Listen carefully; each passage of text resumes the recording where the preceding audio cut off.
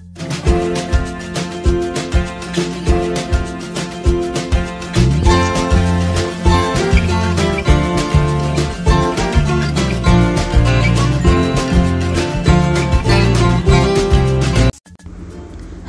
আসসালামু আলাইকুম ভিউয়ার্স, আপনারা সবাই কেমন আছেন?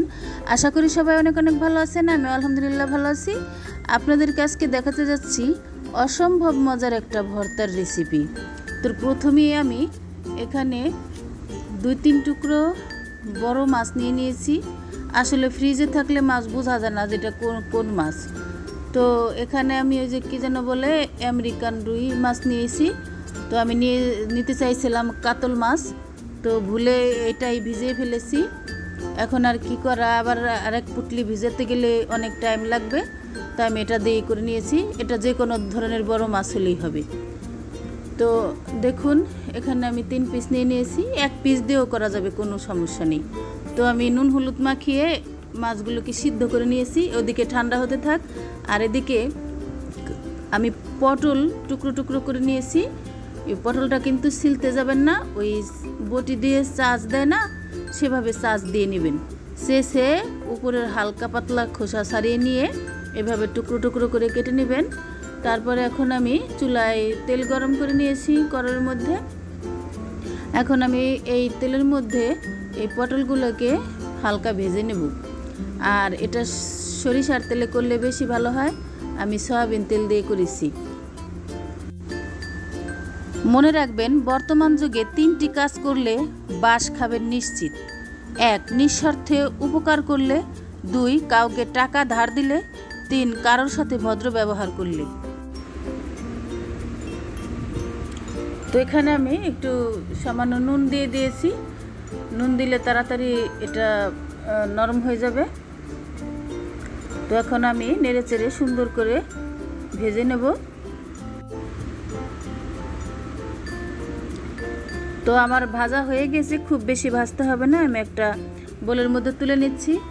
আসলে যে কোনো এই ভর্তা অন্য ভর্তার থেকে একেবারেই আলাদা, বিশ্বাস করেন। একবার একটু বানিয়ে খেয়ে দেখুন। আপনারা তো ভর্তা অনেকে অনেকভাবে খেয়েছেন, এইভাবে একটু খেয়ে দেখুন। পটলের ভর্তা এইভাবে আমার মনে হয় না কেউ কখনো বানাইছে কিনা, সন্দেহ আছে। যাই হোক, এদিকে মাছ আমার ঠান্ডা হয়ে গিয়েছে। আমি মাছের মধ্যে থেকে কাঁটাগুলোকে সুন্দর করে বেছে নিচ্ছি। তো বন্ধুরা, আমার এই ভর্তার রেসিপিটা অবশ্যই আপনারা বাসায় ট্রাই করে আমাকে কমেন্ট করতে ভুলবেন না। কেমন হয়েছে অবশ্যই কমেন্ট করে জানাবেন। আপনাদের কমেন্ট পড়তে আমার খুবই ভালো লাগে। আমি চেষ্টা করব আপনাদের প্রত্যেকটি কমেন্টে রিপ্লাই দেওয়ার জন্য। আর আমার চ্যানেলে নতুন হয়ে থাকলে অবশ্যই চ্যানেলটিকে সাবস্ক্রাইব করে বন্ধু হয়ে আমার পাশে থাকবেন। বেল আইকনটি প্রেস করে দেবেন, যাতে আমার ভিডিওর নোটিফিকেশন সবার আগে আপনার কাছে পৌঁছায়। আসুন আমরা সবাইকে সাপোর্ট করি। সবাইকে সাপোর্ট করলে ভিডিও করার উৎসাহ আরও বেড়ে যায়। আপনাদের ফ্যামিলি অ্যান্ড ফ্রেন্ডসদের সাথে অবশ্যই ভিডিওটি শেয়ার করে দেবেন। লাইক কমেন্ট শেয়ার করতে ভুলবেন না। বন্ধুরা প্লিজ মনটাকে একটু নরম করে অবশ্যই একটা সাবস্ক্রাইব করে দেবেন। তো আমি এখানে একটু কাঁচামরিচ ভেজে নিয়েছি। তো এই পটলের মধ্যেই আমি ব্লেন্ডার করে নেব। দেখুন আমার ভাজা কি সুন্দর হয়েছে। আমি এখন এই ব্লেন্ডার জারের মধ্যে দিয়ে দিচ্ছি। অবশ্য পটলটাকে একটু ঠান্ডা করে নিতে হবে।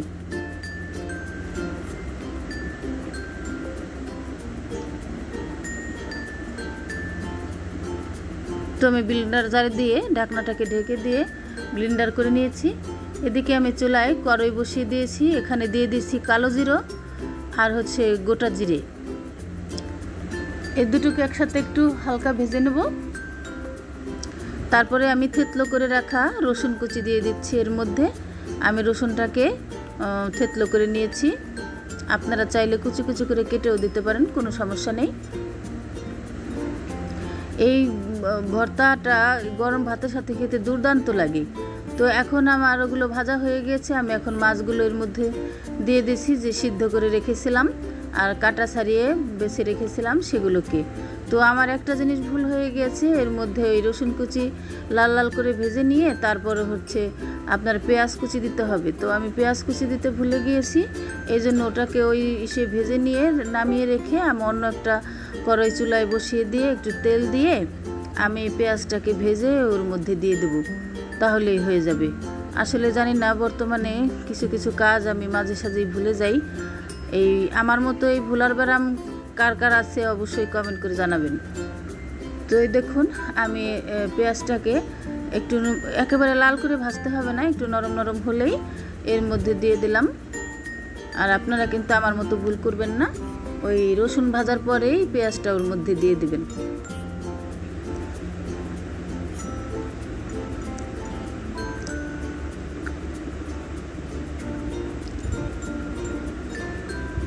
তো দেখুন আমি এর মধ্যে পেঁয়াজগুলোকে দিয়ে দিয়েছি। এখন সবগুলোকে একসাথে সুন্দর করে নেড়েচেড়ে মিশিয়ে নেব।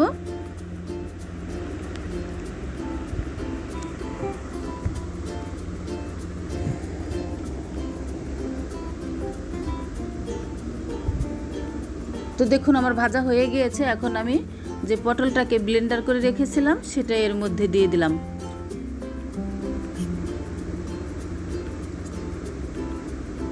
তারপর আমি দিয়ে দিচ্ছি একটু হলুদ গুঁড়ো,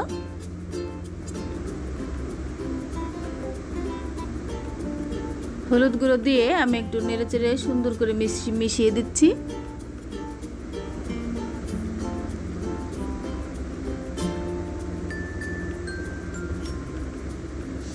এখন আমি দিয়ে দিচ্ছি স্বাদ মতো নুন।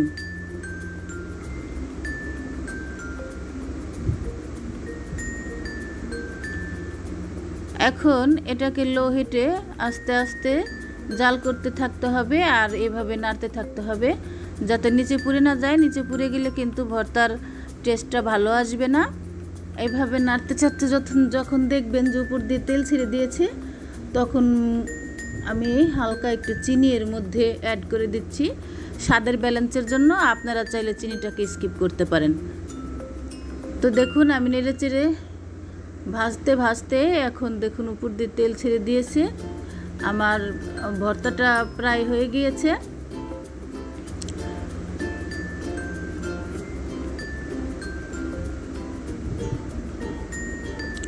তো আমি দেখুন আর একটু নেড়েচেড়ে করে নিয়েছি। এখন আমার ভর্তাটা হয়ে গিয়েছে, আমি এখন খাবো, দেখি কেমন হয়েছে। আসলে অসম্ভব মজার হয়েছিল। আমি তো আগেই খেয়েছি, কারণ ভিডিওটা আমার একদিন আগে। তো বন্ধুরা আজ তাহলে এই পর্যন্তই। পরবর্তী নতুন কোনো ভিডিও নিয়ে আপনাদের মাঝে হাজির হব। সে পর্যন্ত আপনারা সবাই ভালো থাকবেন, সুস্থ থাকবেন এই কামনা করি। আমার জন্য সবাই দোয়া করবেন। আল্লাহ হাফিজ।